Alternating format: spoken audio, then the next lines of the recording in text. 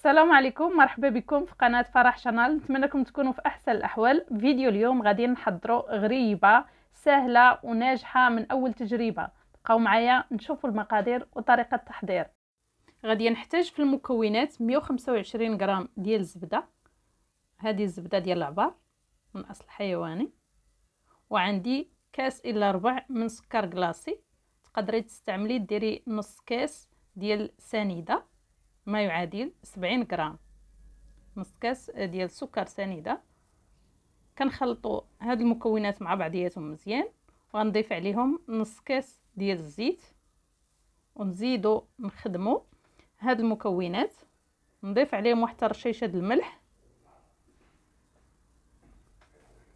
غادي نكههم بالزهر، ساشي ديال الزهر، تقدري ديري فاني.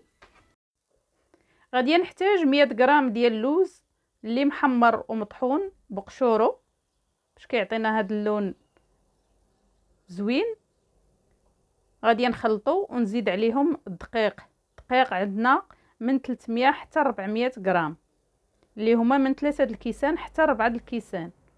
ودائما كديري الدقيق على حسب الخليط اللي عندك. يقدر يكون الدقيق تيشرب لك يهز لك غير 2 كيسان ونص، ما ديروش الدقيق في مره واحده. وعندنا الخميره، ديري ساشي فيه 8 غرام، لا عندك ساشي ديال 7 غرام تستعمليه. كنخلطوا الخميره مع الطحين، ولا انا خليته هنا حتى الاخر بحال نفس النتيجه. كنخلطوا الحلوى غير بصباع يدينا، ما ندلكوهاش. كيكون القوام ديالها هو هذا كيف ما كتشوفوا، ما نقصحوهاش. لا كانت قاصحه وهي مازال ما طيبه، ملي غطيب كيفاش غتكون قاصحه بزاف، لهذا نخليوها رطبه. صافي هنايا غادي ندوز باش غادي نشكلهم كويرات. القياس ديالهم انا درت فيهم 25 غرام، تقدروا ديروا من 24 غرام حتى ل 30 غرام بغيتيهم كبار. انا هنا درت فيهم 25 غرام. غادي ندوزهم في سكر كلاصي. هاد الوقت انا رانا شعلت الفران، راه سخون.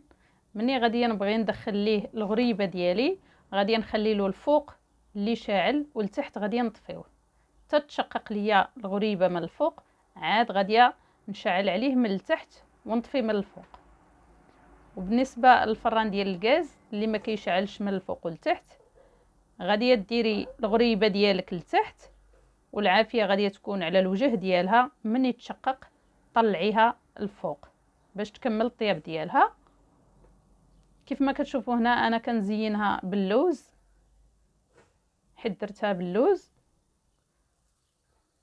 كندير فيها لوزه من الفوق.